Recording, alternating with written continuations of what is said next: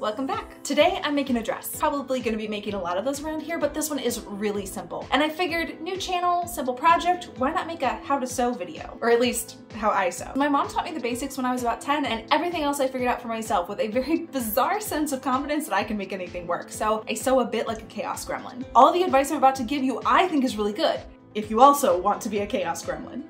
Here we go. Step 1. Let your cat pick out the best fabric, or impulse buy fabric because the color's too pretty. You have a thing for foxes, and chaos gremlins don't need to explain themselves. Please don't look in my closet. Other good things about this material, it's got a nice thickness to it, the edge doesn't really fray, and it's stretchy in all directions. Step 2. Decide what you want to make with your fabric. I have this pattern which I really like, with a couple of asterisks. I'll explain later. If you want the same pattern, you would search by the brand and the pattern number. It says it's easy. Most patterns don't come with a difficulty rating, so this is actually a very good sign for beginners, or creatures who don't like to follow rules. On the back of the package, there's a neat little table. It shows what size dresses the patterns can make, what size humans those dresses will fit, and after you choose which image on the front you want to make, how long your fabric piece should be. You usually purchase fabric by the length. Supposedly, I need 2 3/8 yards. Cool, I have 2 yards.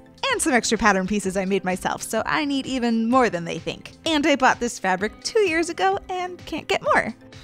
Non-chaos gremlins should maybe do step 2 before step 1. I have one chance at redemption. This number right here is how wide this pattern expects your fabric to be. If mine is even wider, I could maybe...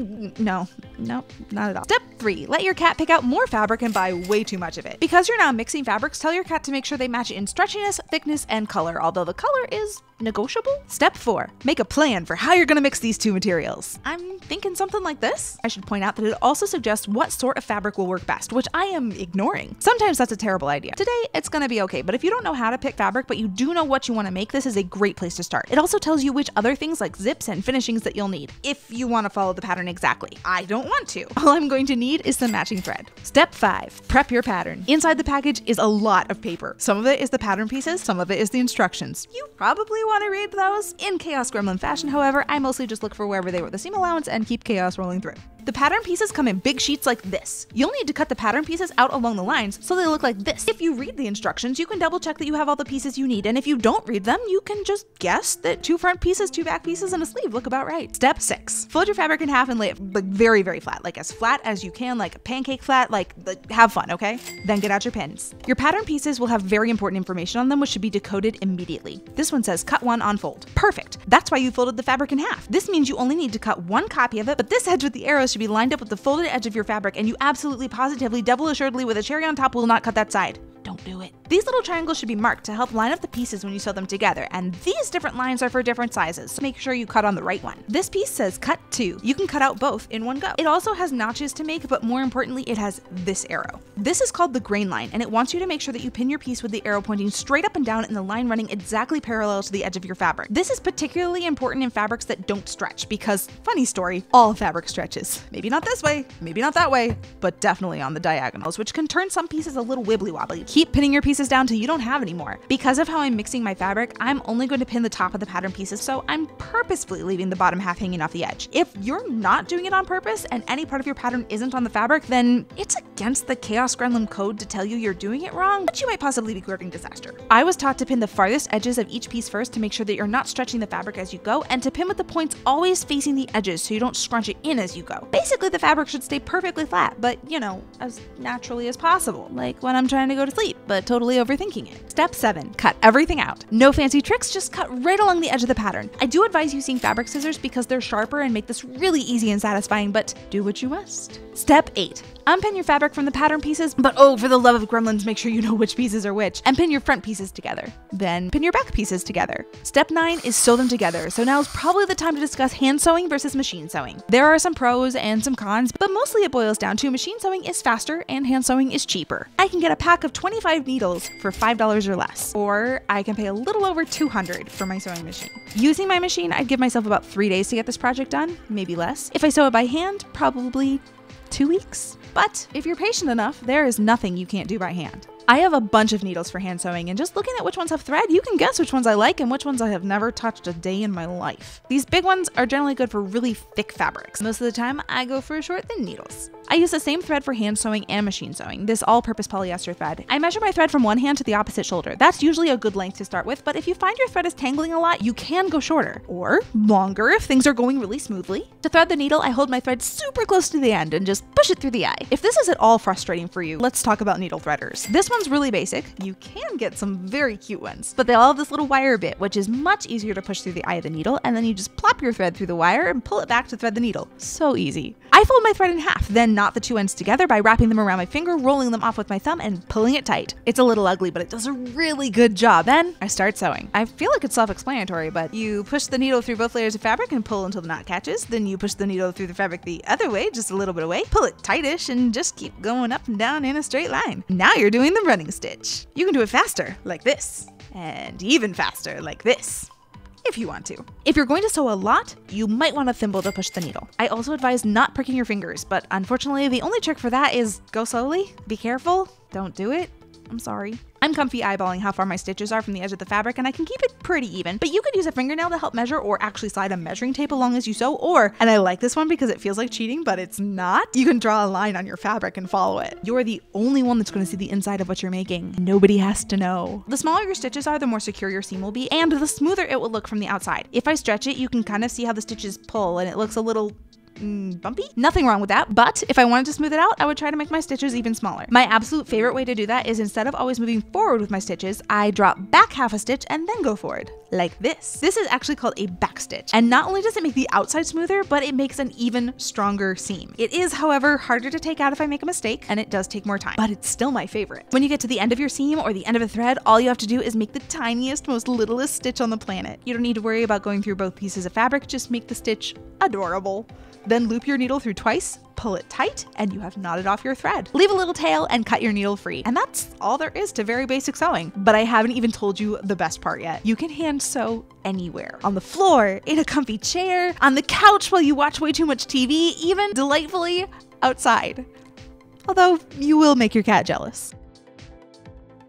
I think hand sewing is the most relaxing way to sew, and I've done entire projects by hand, but not since I got a machine because I'm also a very impatient person. I have a brother CS6000I, but we'll just call him Sir Stabelot. Sir Stabelot doesn't eat anything but the finest electricity, which means you can't sew outside with him. He has a power switch on the side and a heavenly light that illuminates his trusty sword. We don't name his swords because he's not that kind of knight, and he breaks them too often. He also has a foot, or a lot of feet, which can be switched around at will. I use this one the most. It's basic and holds the fabric flat for stabbing. This lever makes him pick up or put down his foot. This knob makes him go stabby stabby, but slowly. I don't use this knob much. This is the go button. I never use it because it won't let me while I have the go pedal plugged in. Holding this button makes him stab backward. It's a great trick. This button makes him stab, then unstab, then stab, then unstab, and is the absolute slowest way to sew with him. This is the go pedal. It is the fastest way to sew. Also, it keeps both of your hands free. Sir Stabelot has 3 speeds. Nice and easy, cruising speed, and zombies are behind you, run! I almost exclusively use cruising speed, so leaving it here is going to surprise me later. Sir Stabelot has a screen where he tells me his plan of attack. This is how long his stitches will be. This is how wide in case I want to do a zigzaggy stitch instead of straight lines. And this is what foot he thinks will work best. If I push these buttons, I can choose one of many fancy maneuvers which he has helpfully memorized. Sir Stabelot holds his top thread on a little arm here, and his bottom thread in a pocket under his foot. The bottom thread goes on a much smaller spool called the bobbin, or as I have been told by a multitude of sewists, the unholy spawn of disaster and misfortune. It goes right here. To wind the bobbin, you take your top thread, tuck it under this little hook, wrap it once around this hub, and slip it through one of the holes on the bobbin. Then you just pop it on here, hang onto the tail of the thread, snap the whole thing to the right, push down on the go pedal, and enjoy the show while your thread winds itself into a perfect, adorable spool. It's always the cute ones that get you. I'm not exactly sure why everyone hates the bobbin, other than it does have a habit of betraying you. Mostly by running out of thread at exactly the wrong moment. I do like that my sewing machine has a clear bit here so I can keep a close eye on what the bobbin is up to. Once the bobbin is full, Sir Stabelot stops stops on his own and I can cut it loose, pop it into the pocket, drag the tail through a very short obstacle course under this plastic bit and around this hill, then cut off the excess on this handy built-in blade. The top thread has its own obstacle course, which goes a little bit like this. Under this hook, across this plate, down trench number 1, up trench number 2, leap over and catch on that metal hook, back down trench number 2, behind this metal bit, and straight through the eye of the needle. It feels very easy to me, but I've done it about 525,600 times. When you're done, remember to just tuck your thread under the foot and pull it to the back. Now it's time to play my favorite game, Wheel of Tension! Step right up, folks, step right up and try your luck with the most common mistake beginners make. Take your best shot. I'll make it easier. Just because I like your socks, mine, I'll make the players easier to see. Let's put pink thread in the bottom and white thread on top. Now step right up and give that wheel a whirl. Set it at the lowest number. All right, that'll put almost no tension on the top thread, which is an idea. Now sew a straight line through 2 layers of fabric since that's what we'll use most of the time, and let's see what you get. From this side, it actually looks pretty, but this side, oh boy, wow. Ideally, we would only see pink here, but clearly there's a ton of white and tons of white loops. Sewing like this, you're going to get thread knotted up and also just make really weak seams. Like if I give this thread a tug, whee! Nope, folks, I don't think that's supposed to happen. Why don't you give that wheel another spin? Wow-wee, putting a ton of tension on that top thread. That's a different idea. Go on and sew a straight line and see what you get. From this side, I only see white, and from this side, well, if I look carefully, I can see some pink. But honestly, both threads are so tight that they're kind of burying themselves in the fabric. Sometimes this makes your fabric not lay flat. Sometimes it makes your bottom thread knot up and make a giant rat's nest on the back. And always, it makes this seam really easy to break. Like that. And that. And that. Tough luck. Go ahead and spin that wheel one more time. Aim somewhere in the middle. Looking good, looking good. Oh, this is really close. The bottom thread is still a little more buried than I'd like, so I'd loosen the top thread just a hair again. But the fabric has a lot of stretch back and the stitches all look clean. I play Wheel of Tension at the beginning of almost every project and test my tension against however many layers of fabric I'll be sewing together. It's not really a fun game, but it does make everything else easier. We were making something. I think we're on step 10. Get excited because you actually sort of half made a thing. Here, I also check that it fits how I want it to, that the side seam is pretty much in the middle of me and the shoulder seam is on top. That's just a smudge too far forward, but I'm going to put a hood on this, so it's probably going to sit farther back in the end. Gremlin says, good enough. Good enough. I don't want this top part to go all the way to my waist, so I marked where I wanted it to end, took it off, played connect the dots with my pins, and cut away the extra. If you fold it in half, you can make your cuts perfectly symmetrical, which is very cool. I'm cutting a little below the pins to leave room for my seam, and now I have this. Step 12, happy dance. Step 13, cut out the body pieces, and whatever you do, don't read into the fact that this is step 13. Fold your fabric in half, lay it out flat, pin your pattern pieces in place, and this is where I really stopped following the pattern. I only cut the bottom 2/3 of each piece and reshaped them so that they'd overlap with the top bit. They should overlap twice the width of my seam allowance, so 10/8 of an inch in this case. Terrible fraction, but you know what I mean. I also widened the skirt by adding this extra triangle on the sides and shortened the skirt about the length of a soda can. I told you I had asterisks about how much I liked this pattern. Cool thing? I was able to use the foxes on the fabric to help keep the grain line straight. You can almost always do that with woven patterns in fabric, and sometimes do it with printed fabric like this. I'm being very careful here, measuring everything twice and wishing I had a clone to double check my double checking because I love this fabric and I can't get more of it. I only have one chance to cut this correctly, which a lot of people might call stressful, but gremlins call it a great big fat adventure. Okay, maybe gremlins find this stressful too. This is not where you go. I cut out every piece as carefully as I could while also going over everything I know about Einstein's theory of relativity, just in case I would need to time travel and undo what should not have been done. Spoiler, all I know is that I can't run faster than daylight. I mean, nobody can. I specifically can't run faster than anything, but if I hug a clock and run very, very fast, I can make that clock say a different time than the other clocks, which I don't think helps me at all. Then it was time to go to bed, which meant I wouldn't get to see if I cut everything correctly until the very next day. Did I say the next day? Somehow, I didn't work on this at all for 3 weeks. Step 14, unpin each piece from the pattern and pin them to each other. I kind of skipped over instructions for pinning earlier, so let's take a peek at Miss Pinkerton's Gentle Person's Guide to Gremlinry. The purpose in pinning one's fabric is to fix the pieces together impermanently in such a way that it will inspire abundant confidence anon when it comes time to affix them permanently. In such, we must deduce that any method, regardless of number of pins, distance betwixt pins, or angle of pins, which results in the fortuitous feeling that the separate pieces are aligned in exact accordance with one's own personal pleasure, is the correct method. Enjoy every freedom, gentle gremlins. If perfect freedom causes any anxiety, however, the following simple suggestions may assuage. Matching the edges of the two fabrics together as perfectly as possible is quite helpful. Inserting pins 2 to 3 inches apart should suffice on most occasions. Pinning the other end of your seam first may help you to fit pieces more perfectly together. Placing them perpendicular to the seam line may allow you to sew atop them if a sewing machine is employed. If one arrives at the end of a seam and encounters a bubble such as this, they should offer all congratulations in the discovery of how to form a knife pleat. If, however, pleating was not the intention, it is possible that one piece of fabric has been pulled too tautly. Simply try pinning from the opposite direction and that may soothe away any accidental strain. I pinned the 3 front pieces together, then the 4 back pieces, and moved on to step 15, negotiating with the cat. You gonna let me? Or are you gonna get in the way? Getting in the way is so much fun. I think we should find somewhere else to be. Step 16, sew your pieces together. Sir Stab-A-Lot has these helpful markings to help sew straight lines with even seam allowances. Since I want 5/8 of an inch, I want my fabric to just meet this line, like so. If you think you'll forget which line to follow, you can cheat however you please. I like putting a piece of tape on the line. To start a seam, push the go pedal. I like to go about 5 stitches, then stop, sew backward for 5 stitches, and zip zap zoop, sew all the way to the end. I usually just sew over my pins, but I wanted to set a good example for you here, so I took them out as I went. I also sort of believe that there's a version of the 3 Sisters of Fate who just sit around watching you sew and count down the exact number of pins that you can sew over before your needle shatters. So sometimes I take the pins out because I like the idea of frustrating destiny. At the end of the fabric, I sew backward for 5 stitches, forward again, and cut it free. After all that sewing, it looks about the same as when I pinned it. I have a front piece, a back piece, and a cat! And the shoulder bit I sewed earlier, which he was using as a pillow. I took out the side seams after I made sure it fit the way I wanted. I pinned the big back piece to the back of the shoulder piece and the big front piece to the front. Now it looks like, I don't know what it looks like, but it's long and there's a hole for my head in the middle. While I was pinning, I made sure that all my seams from top to bottom would meet up perfectly. In my opinion, it just looks neater that way. Step 18, sew it all up and feel really good that your dress is now all in one piece. Step 19, remember that's temporary because you have more pieces to cut out. I could have cut out the sleeves and the hood at the same time as everything else, but I didn't. I almost never do. It feels better to me to break up my cutting with sewing and my sewing with cutting, and since I am the ringmaster of my own circus, no one can stop me. Please note, cutting everything out this way may eventually cause me to accidentally start a project without having enough fabric to complete it. Follow my example at your own risk. If you have just noticed that I am not following any of these pattern pieces exactly, you may be thinking, Gwen, do you ever use the pattern as it is? Even when you made the pattern? Hang on, I'll come up with one. I must have done it at least once. I made my hood from 3 pieces, 2 sides and a long skinny piece to go down the middle, so they all need to be pinned together. The easiest hoods are made from just 2 side pieces, but I like to make sure there's no accidental pointy bits on top. Speaking of accidental problems, you know, let's wait and see how long it takes me to notice. Step 21, sew the pieces of your hood together. Step 22, look at what you've done carefully. Step 23, realize you have sewn one of the side pieces in backwards. Laugh if you can.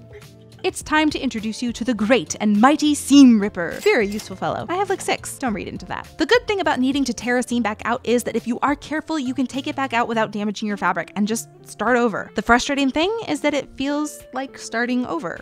Sometimes. The more I sew, the more it actually feels like a really good opportunity for a cookie break. And a second chance to get it right. I don't want to get too deep here, but that second chance is one of the most charming parts of sewing for me. Everyone should be given space to mess up as many times as they need to. To err is human. To try again and again and again and again is chaos gremlin. Step 24. Place your cat in your lap and sew the hood correctly. The next step is optional, so I'm going to call it step 24B. Make the insides of your seams look pretty. I did it because I don't intend to wear my hood up all the time, so other folks might see the inside. All I did was fold the seam allowance in half so that the cut edge of my fabric was tucked right against the line of stitches, and I pinned it in place. I did that all the way down the seam, then sewed it in place. Then I did the same thing on the other side. Using this fabric, I just did this for looks, but if you are using a fabric that frays a lot, this is a great idea to help your clothes last longer. Otherwise, it'll just fray a little more every time you wear and wash it, and then eventually fall apart. This is called finishing a seam, and there's lots of other ways to do it if you don't like the way this looks. Step 25, hem the hood. All along the outside edge, I folded the fabric over once, twice, and pinned it down all roly-poly like. You can fold it over as much or as little as you'd like, and at the end, it should look a little like a helmet,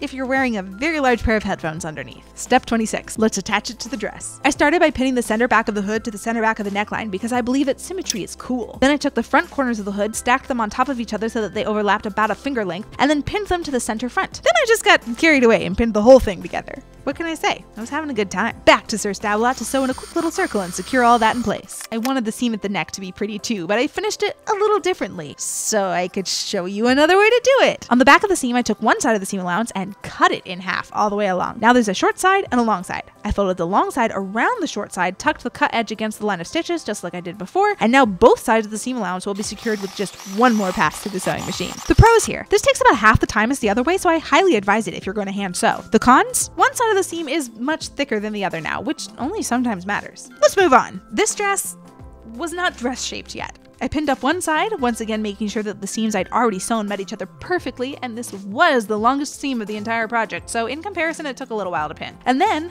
I had to pin the other side. Then it was dress shaped, so I sewed up both sides. Step 30. Whew, we are getting close. Pin the sleeves into tubes and sew them up.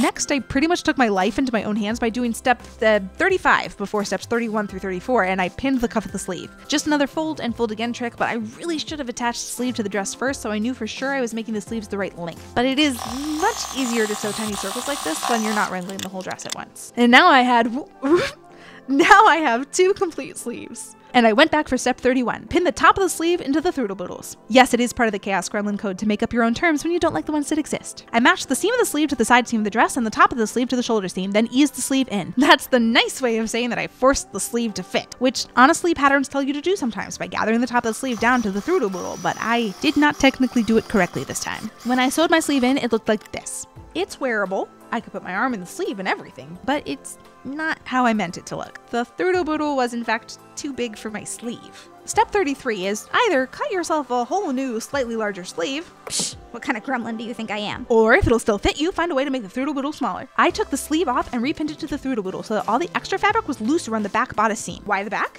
In this case, mostly because it was the longest of the seams connected to the throodle-boodle. All the other seams crossed other seams too quickly. But luckily, it would also fix a bit of that shoulder seam being too far forward from ages past. I pinched all the extra fabric together and put a pin in it to mark how much I needed to take away. Then I sewed a new seam that started in the same place but gently leaned over to where I had pinned. I hope that made sense. I slanted the seam into a new position without taking anything else out. I don't know if that made anything any clearer.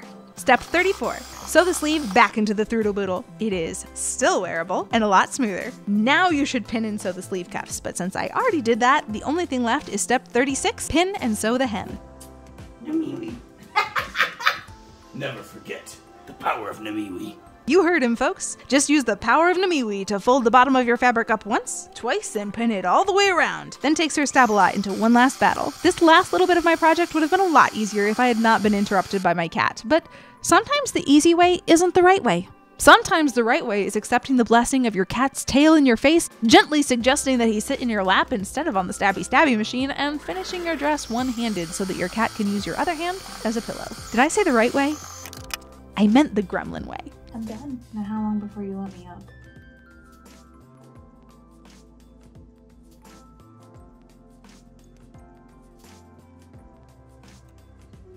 If no other plan of escape presents itself, you can always take him with you.